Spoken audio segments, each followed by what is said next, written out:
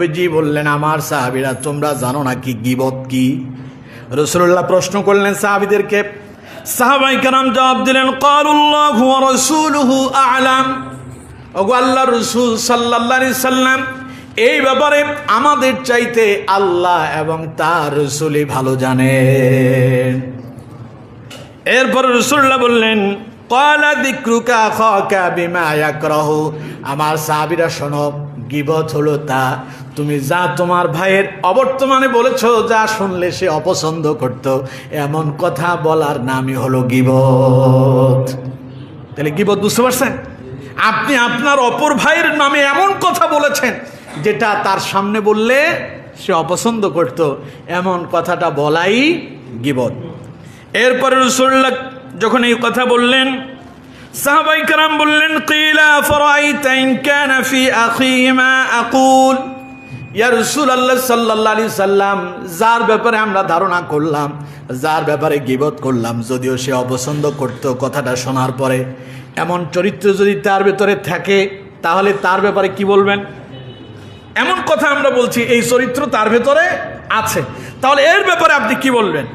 রাসূলুল্লাহ বললেন, ক্বালা ইন কানা ফীহি মা তাকুলু ফাকাদ ইগতাবতা।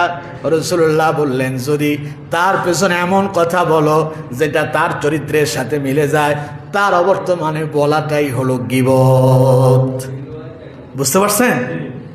তার অবর্তমানে বলছো যেটা সে অপছন্দ করতো, যদি এই চরিত্র তার ভেতরে থাকে, তাহলেও তুমি তার ব্যাপারে গীবত করেছো। এরপরে রাসূলুল্লাহ বললেন, ওয়া ইল্লাম ইয়াকুন ফীহি ফাকাদ বাহাত্তা। রাসূলুল্লাহ বললেন, ফাকাদ বাহাত্তাহু। আল্লাহ নবী বললেন, যদি এমন চরিত্র যদি তার ভেতরে না থাকে যা তুমি তার ব্যাপারে বলেছো, তাহলে পরে তার ব্যাপারে তুমি মিথ্যা অপবাদ দিয়েছো। এই তিনটা কাজ থেকে আমরা সকলে বিরত থাকব। কয়টা? এক নাম্বার ধারণা করা, বলতে হবে। এক নাম্বার। দুই নাম্বার গীবত করা। তিন নাম্বার দোষ ত্রুটি তথ্য তালাশ করা। এই তিন আমাকে আল্লাহ পাকের পবিত্র কোরআন, বিশ্ব নবী রাসূল করিম সাল্লাল্লাহু আলাইহি ওয়াসাল্লামের হাদিস থেকে কিছু কথা বলার আর আপনাদেরকে শোনার জন্য তৌফিক এনায়েত করেছেন। এর জন্য মহান মনিবের প্রতি অন্তঃস্থল থেকে শুকরিয়া আদায় করছি। সকলে চিৎকার মেরে মোহাব্বতের সাথে পড়ছে আলহামদুলিল্লাহ। আর একটু আওয়াজ দিয়া পড়ুন আলহামদুলিল্লাহ।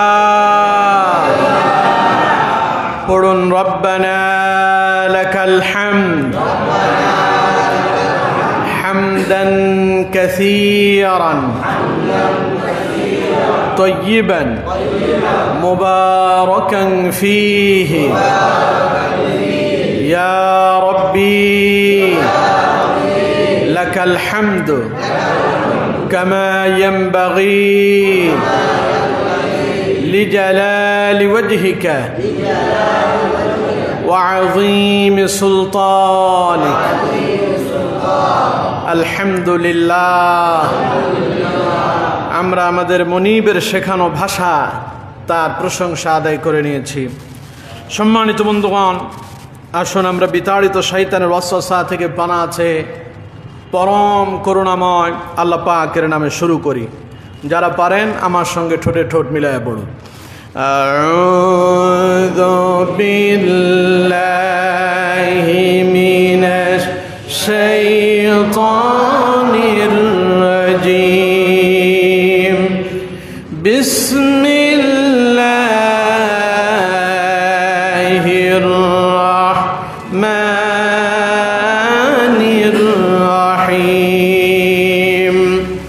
ইয়া আইয়ুহাল্লাযীনা আমানু ইজতানিবু কাসীরাম মিনায-যন্ন ইন্না বা'দায-যন্নি ইসমুন ওয়া লা তাজাসসাসু ওয়া লা ইয়াগতাব বা'দুকুম বা'দা أيحب أحدكم أن يأكل لحم أخيه ميتا فكرهتموه واتقوا الله إن الله تواب رحيم صدق الله العظيم সম্মানিত বন্ধুগণ, আমি আপনাদের সামনে কোরআনুল কারীমের অত্যন্ত গুরুত্বপূর্ণ একটি সূরা সূরা হুজুরাত থেকে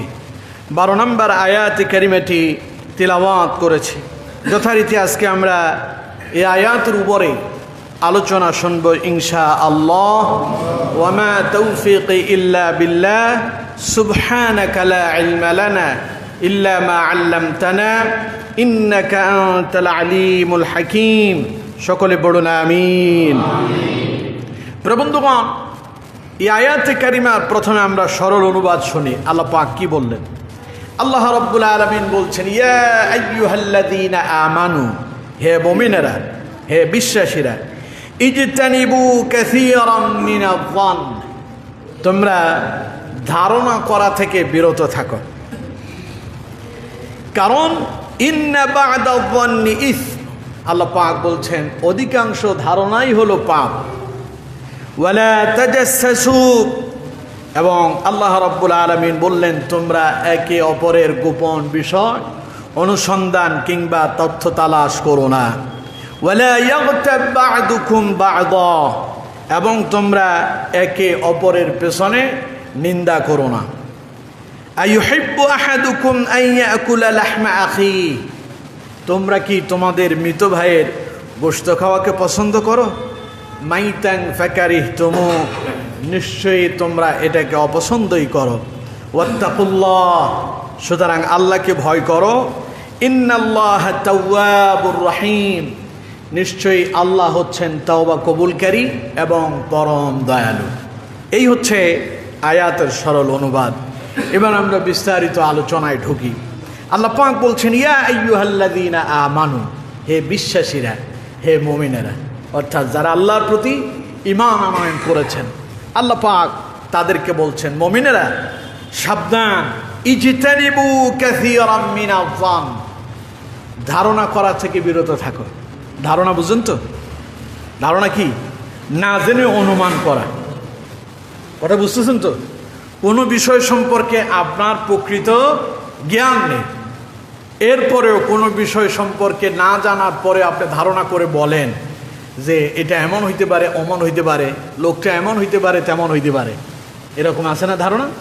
আল্লাহ পাক বলছেন এর নাম, এগুলো হচ্ছে ধারণা। আল্লাহ রাব্বুল আলামিন বলছেন, ইজতানিবু কাসীরাম মিনায-যন, খবরদার তোমরা ধারণা করা থেকে বিরত থাকো, সাবধান হও। কারণ কি? ইন্না বা'দায-যন্নি ইসম, আল্লাহ পাক বলছেন অধিকাংশ ধারণাই হলো পাপ। তার মানে ধারণা আমরা যা করি, এই ধারণার ভিতরে অধিকাংশ হইল মিথ্যা। ধারণাগুলোর ভিতরে অধিকাংশ কি? মিথ্যা। এক লোকের একটা বাড়ি আছে, 5 তলা একটা বিল্ডিং আছে, তার একটা গাড়ি আছে, তার অনেক সম্পদ আছে, ব্যাংকে অনেক টাকা পয়সা আছে। তা আপনি ধারণা করতেছেন কি? মনে হয় তার কোনো হারাম ইনকাম আছে না এমন লোক? যেমন গত কিছুদিন আগের একটা ঘটনা বলি। এক ব্যক্তি আমার বলতেছে, এই যে বিশাল বিশাল বিল্ডিং এগুলো করছে, হারাম উপার্জন না থাকলে কি আর এগুলো সম্ভব? আমি বললাম যে এই কথা বলার থেকে বিরত থাকেন, কারণ তার ইনকাম সোর্স কি আমি জানি না, আপনি জানেন না। তার কি ব্যবসা বাণিজ্য আছে না আছে তা আমরা জানি না। সুতরাং না জেনে তার ব্যাপারে একটা মন্তব্য করা, এর নামই ধারণা। এর নাম কি? ধারণা। এরকম ধারণা তো আমাদের রাজাপুরের লোকজন করে না।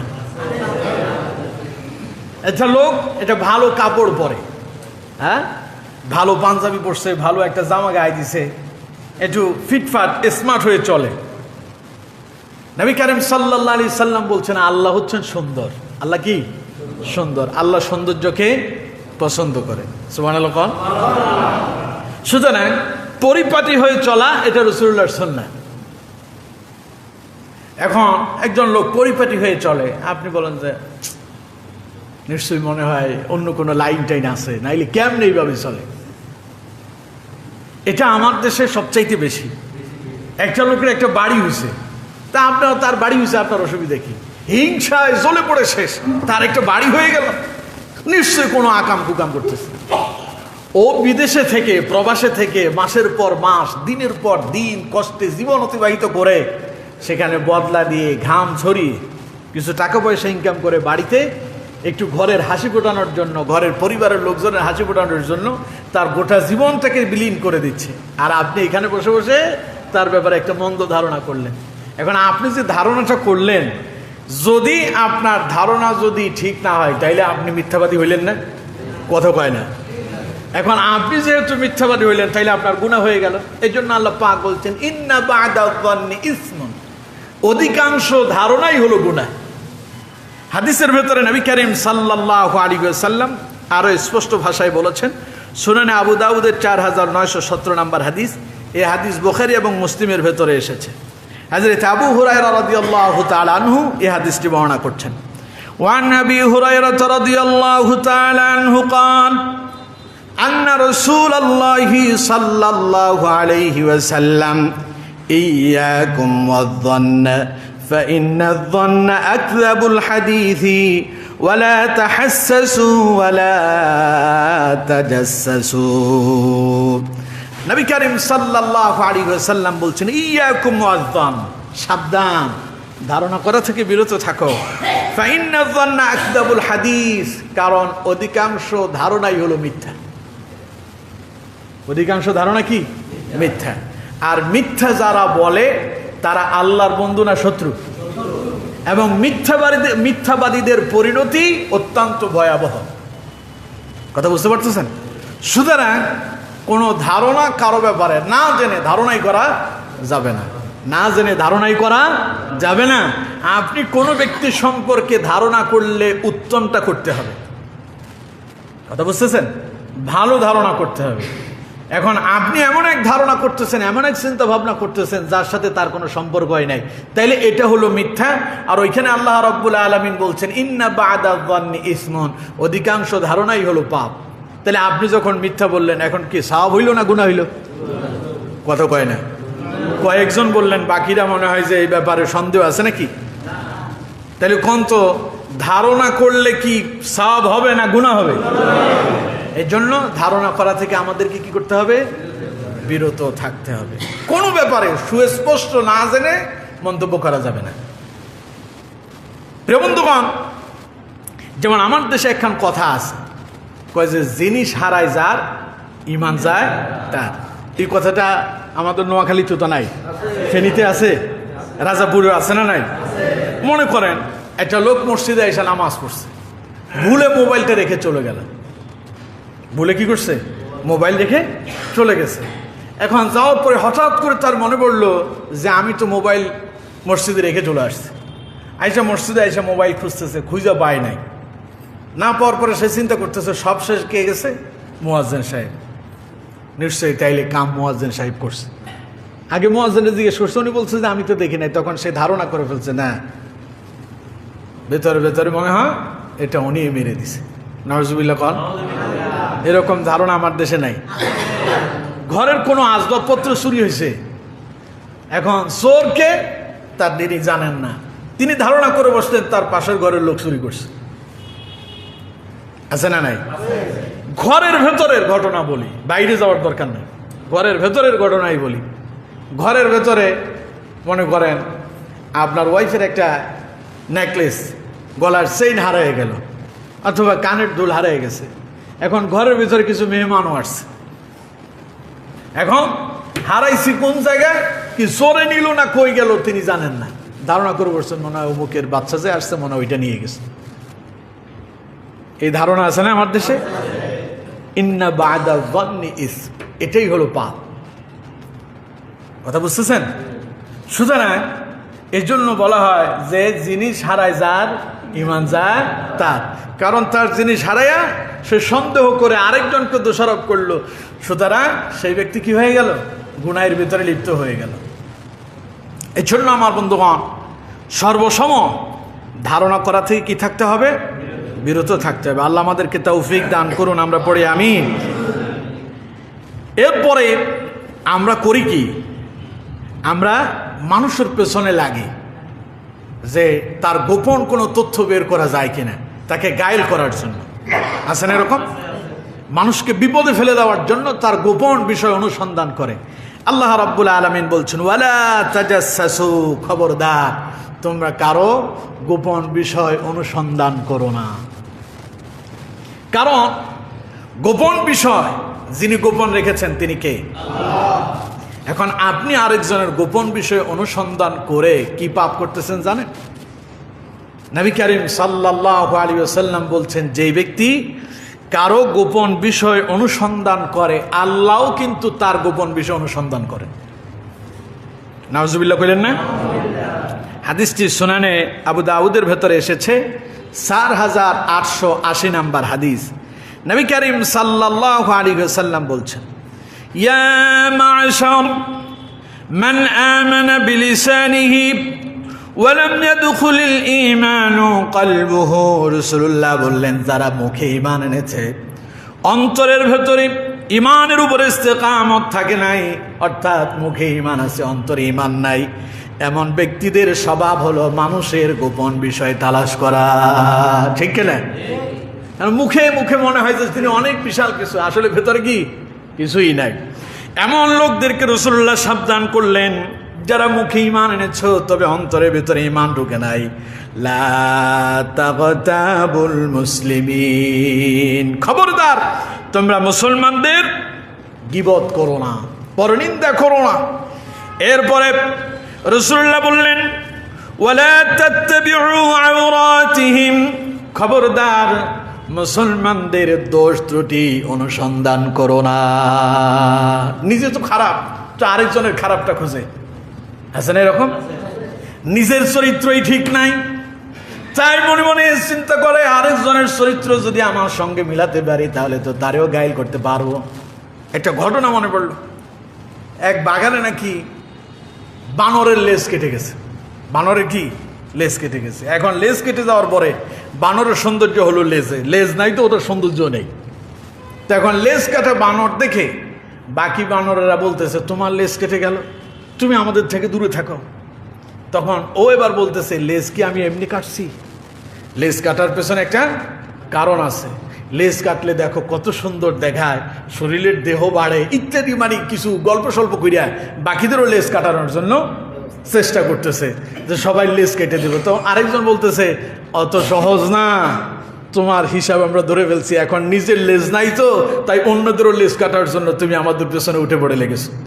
তো আমার দেশে এরকম কিছু লোক আছে, নিজের লেজ কাটা আরেকজনের লেজ কাটার জন্য বসে আছে। আছে না নাই? নিজের শরীরে দুর্গন্ধে ভরপুর হয়ে আছে, আরেকজনের শরীরের দুর্গন্ধ খুঁজতে চায়। আজ ইসলামের অবস্থা তাই হয়েছে। দেখেন না আমাদের হুজুরদের ঠেলাঠেলি, একজন আরেকজনের পেছনে কিভাবে লাগছে। আমার মনে হয় যে কোনো কাফেরও একজন আরেকজনের পেছনে এইভাবে লাগে না, যেইভাবে হুজুররা একজন আরেকজনের পেছনে লেগেছে। ইসলামের চলছে দুর্দিন, চতুর্দিকে ইসলাম বিদ্বেষীরা ইসলামকে ডুবিয়ে দেওয়ার জন্য, ইসলামকে মুছে দেওয়ার জন্য ষড়যন্ত্র করছে, আর অন্যদিকে আলেমরা একজন আরেকজনের বিরুদ্ধে ফতোয়া দেওয়াতে ব্যস্ত আছে। এক লোক পড়ছে ডাস্টবিনে, ময়লার ডাস্টবিনের ভিতরে পড়ছে কই? ময়লার ডাস্টবিনে। এখন ডাস্টবিনে কি ভালো জিনিস থাকে না ময়লা থাকে? ওইখানে কি আপনি দাঁড়িয়ে থাকতে পারবেন? দুর্গন্ধে কাছেই যাওয়া যাবে না। এখন সে পড়ছে ডাস্টবিনে, তো একজন লোক রাস্তা দিয়ে যাওয়ার পথে তারে দেখে বললো যে, ভাই তুমি ডাস্টবিনে পড়ছো, ধরো ধরো আমার হাত ধরে উঠে আসো। তো হাত বাড়াইয়া দিয়ে দেখে যে ও যে কথা বলতেছে তার মুখের দাঁতগুলোতে একটু ময়লা লেগে আছে। এখন সে বলতেছে, সরো সরো, তোমার মুখে ময়লা, ব্রাশ করো না। পড়ে আছে কই? ডাস্টবিনে, নিজে ময়লায় পড়ে আছে। আরেকজনের মুখের ময়লা দেখা তিনি তার হাত ধরবেন না। তো ঠিক আছে, লোক চলে গেল। আরেকজন আসছে, আইসা বললো যে, ভাই তুমি ডাস্টবিনে পড়ছো, আমার হাত ধরে উঠে আসো। এখন হাত ধরছে, ধরে বলতেছে, তোমার কাপড়ের ভিতরে কি ময়লা দেখছো, তুমি কাপড় পরিষ্কার করো না, সরো, তোমার শরীর থেকে দুর্গন্ধ ছড়াচ্ছে। আসলে নিজেই কোথায়? ডাস্টবিনে, ময়লার ভিতরে পড়ে আছে। এই লোককে চলে গেছে।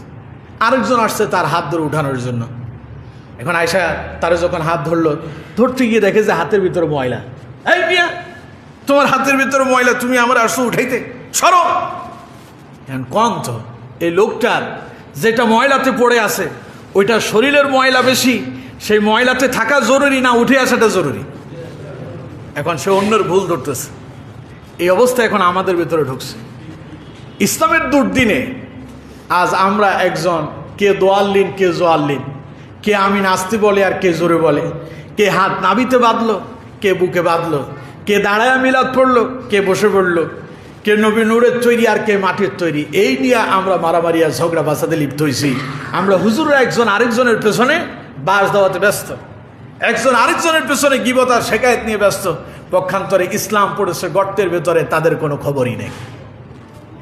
সুতরাং আগে নিজের দিকে তাকান।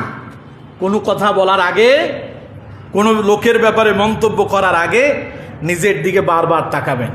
আপনি যখন আরেকজনের দিকে আঙ্গুল দিয়ে ইশারা করেন তখন দেখেন তো আপনার দিকে আঙ্গুল কয়টা আছে? কয়টা? তিনটাই আপনার দিকে। তিনটা কার দিকে? আপনার দিকে। আরেকজনের দিকে উঠাইছেন একটা, তা আপনার দিকেই তিনটা, তার মানে আগে আপনি ঠিক হন। কথা বুঝতেছেন? অন্যের ব্যাপারে দোষ ত্রুটি খোঁজার আগে নিজের দোষ ত্রুটি নিজে খোঁজেন, নিজে ঠিক হয়ে যান। আপনি যদি ঠিক হন সব ঠিক হয়ে যাবে। কথা বুঝতে পারছেন? এজন্য নবী করিম সাল্লাল্লাহু আলাইহি ওয়াসাল্লাম বলছেন, ওয়ালা তাত্তাবিউ আওরাতিহিম, খবরদার তোমরা অন্যের দোষ ত্রুটি তালাশ করো না। আল্লাহ নবী বললেন, ফাইন্নাহু মান ইত্তাবা আওরাতিহিম, যে ব্যক্তি অন্যের দোষ ত্রুটি তথ্য তালাশ করে বেড়ায়, ইয়াত্তাবিউল্লাহু আওরাতাহু, আল্লাহ রাব্বুল আলামিন তখন তার পেছনে লেগে যান, আল্লাহ তার দোষ খুঁজে বেড়ান। আপনি যখন অন্যের দোষ খুঁজতে যাবেন, আল্লাহ পাক তখন আপনার দোষগুলো খুঁজে বের করবেন। ওয়ামান ইয়াত্তাবিউল্লাহু আওরাতাহু ইয়াফদাহু ফি বাইতিহি, রাসূলুল্লাহ বললেন, আল্লাহ যদি কারো দোষ খুঁজেন তাকে বাহির পর্যন্ত যেতে হবে না, ঘরের ভিতরে তিনি লাঞ্ছিত করে ছাড়বেন। তোমার বাইরে যেতে হবে না। আল্লাহ যদি তোমার দোষ খুঁজেন তোমার ঘরের ভেতরেই তোমাকে আল্লাহ লাঞ্ছিত করবেন। নাউজুবিল্লাহ কইলেন না?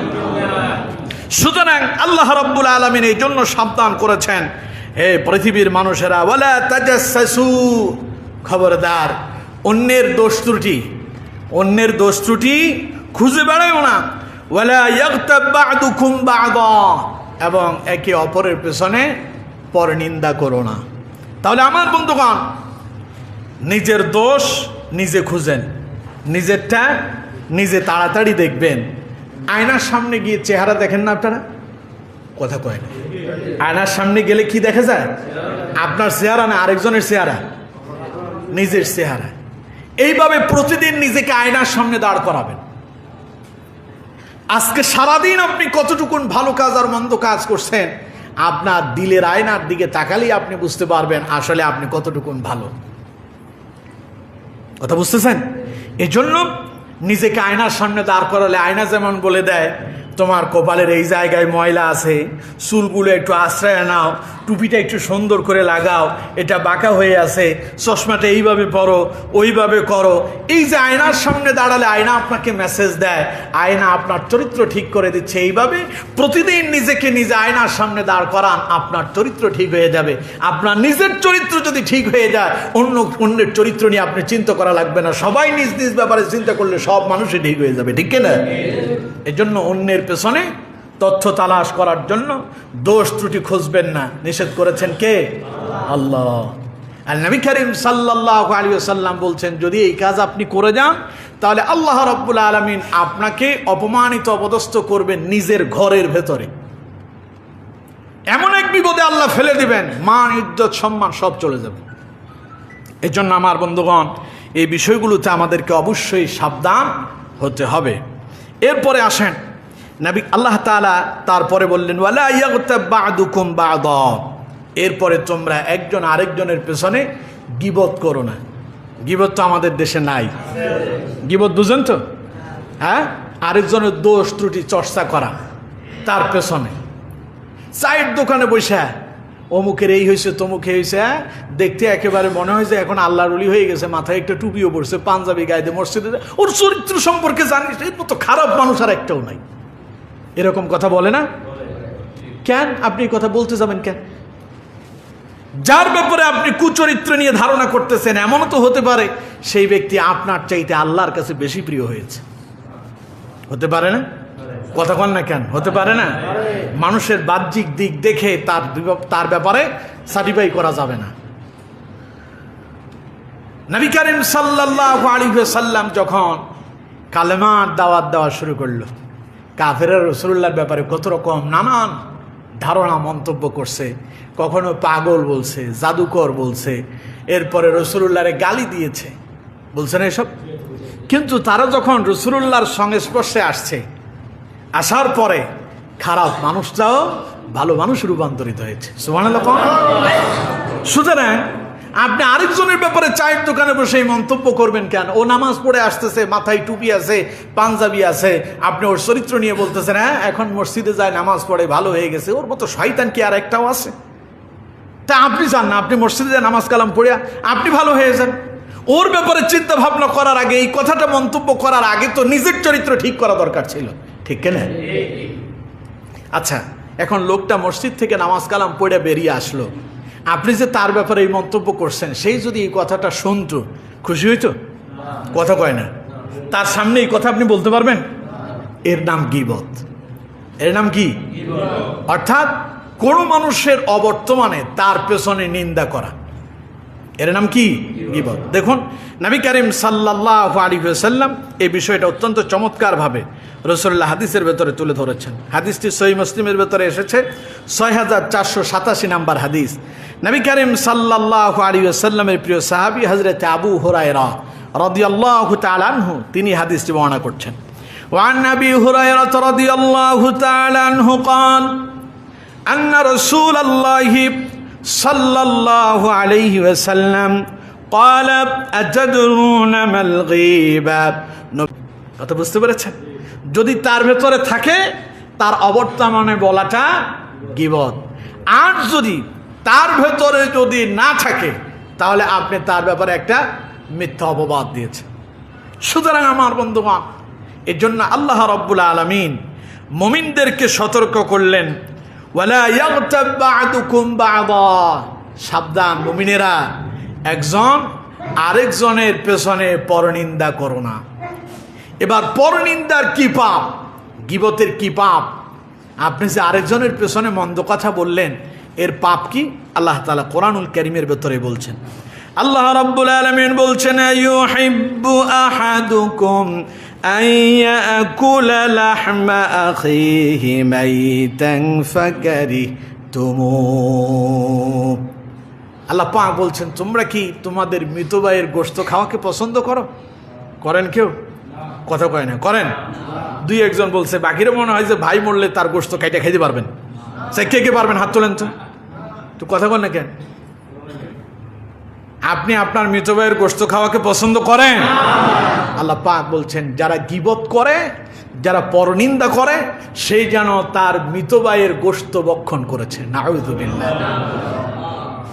মরছে ভাই, তারে কাইটা জবাই করে তার শরীরের গোশত আলাদা করে খাইলে যে পাপ হয়, রাসূলুল্লাহ আল্লাহ তাআলা বলছেন মানুষের পেছনে গীবত করা, পরনিন্দা করাটা এমন মহা জুলুম হয়। সুতরাং আল্লাহ রাব্বুল আলামিন বলছেন, মাইতান ফাকারিহতুমু, তোমরা তো এটাকে পছন্দ করবে না। সুতরাং যেহেতু এটা তোমরা পছন্দ করো না, সেহেতু তোমরা কারো পেছনে গীবত চর্চা করো না। নিষেধ করছেন কে? আল্লাহ। তাহলে এখানে কয়টা কথা শুনলেন? আল্লাহ পাক বলছেন, এক নাম্বার, ইজতানিবু কাসীরাম মিনাজ-যান, কোনো ব্যাপারে ধারণা না জেনে ধারণা করা যাবে না। যদি করেন, ইন্না বা'দায-যান্নি ইসম, আল্লাহ পাক বলছেন এতে মহাপাপ আছে। দুই নাম্বার আল্লাহ পাক বলছেন, ওয়ালা তাজাসসু, গোয়েন্দাগিরি করো না, অন্যের পেছনে লেগো না, তার গোপন কথা, তার গোপন তথ্য তালাশ করতে যেও না।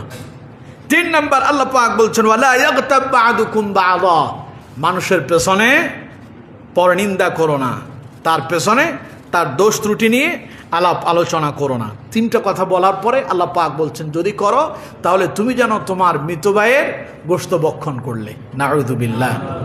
সুতরাং এমন কাজ যদি কেউ করে ফেলেন, আল্লাহ পাক শেষের দিকে বললেন ওয়াত্তাকুল্লাহ, সুতরাং আল্লাহরে ভয় করো।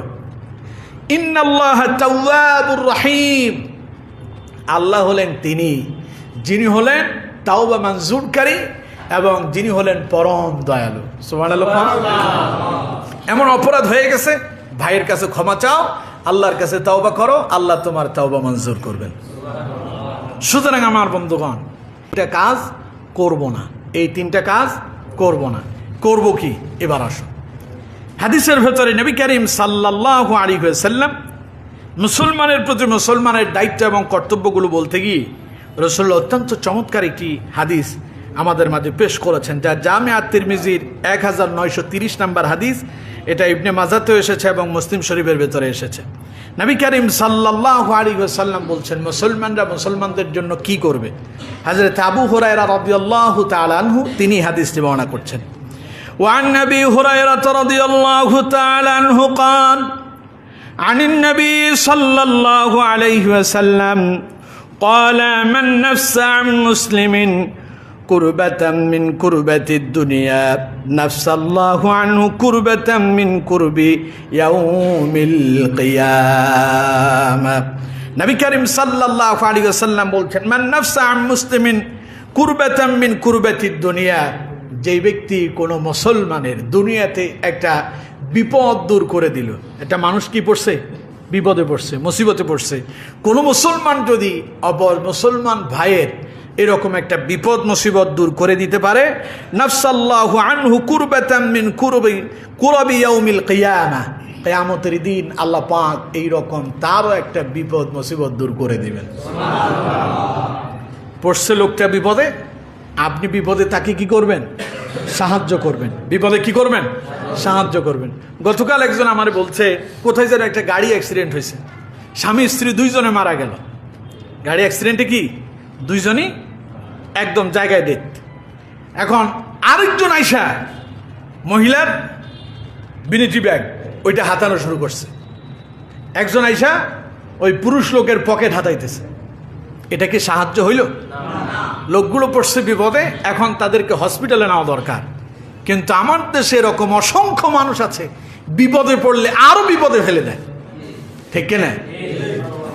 যেমন আরেকটা বিষয় বলি, এটা আমার দেশে বেশি হয়। সেটা হলো কি, ঈদ আসলে পরে আমাদের দেশে দেখবেন গাড়ি ভাড়া দ্বিগুণ হয়ে যায়। আছেন এরকম?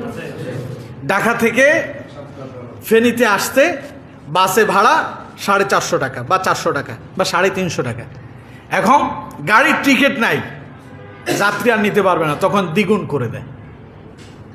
তাহলে এটা কি তাকে বিপদ থেকে উদ্ধার করা হলো না বিপদে ফেলে দেওয়া হইল? আরেকজন লোকের পকেটে সেই টাকাই নাই, তার কাছে আসে শুধু গাড়ি ভাড়া যা তাই আছে। এখন আপনি যে ডাবল গাড়ি ভাড়া করছেন, সেই লোক বাড়িতে আসতে পারলো না, ঈদও করতে পারলো না, তাইলে আপনি কি বিপদে তাকে সহযোগিতা করলেন না আরো বিপদে ঠেলে দিলেন? সুতরাং এই কাজগুলো করা যাবে না। এরপরে আরো যারা গাড়ি চালান, অন্য গাড়ি যারা চালায়, যেমন সিএনজি আছে, অটো আছে, এদেরও একটা কুস্বভাব আছে। কুস্বভাবটা কি? রাজাপুর থেকে মনে করেন পাঁচগাছিয়া যাবে অথবা ফেনীতে যাবে, একটা সিএনজি সাধারণত ভাড়া কত নেয়? না পুরো গাড়ির কথা বলে 100 টাকা। রিজার্ভ গেলে কত? 100 টাকা। এখন ঈদ উপলক্ষে সে 200 টাকার নিচে যাবে না। আছেন এরকম? আমার মনে হয় রাজাপুরে নাই। না, রাজাপুরের ড্রাইভাররা ভালো, আমার বিপদে ফেলেন না। না ওরা ভালো। তো এখন এই যে এটারে ওরা বানাইছে কি? বকশিস। এটার কি বানাইলো? বকশিস। আচ্ছা, বকশিস কি জোর করে নেয়? বকশিস কেমন নেয়? খুশি হয়ে যেটা দেয় ওইটারে বকশিস কয়। আপনি উঠানোর সময় বলেন ঈদ উপলক্ষে আমাদেরকে 5-10 টাকা একটু বাড়ায় বকশিস দিয়েন। যেমন আমি বলি দাগনভূঞা থেকে আমার বাড়ি পর্যন্ত একটা সিএনজিতে সাধারণত গাড়ি ভাড়া 120 টাকা অথবা 150 টাকা দিলে হয়।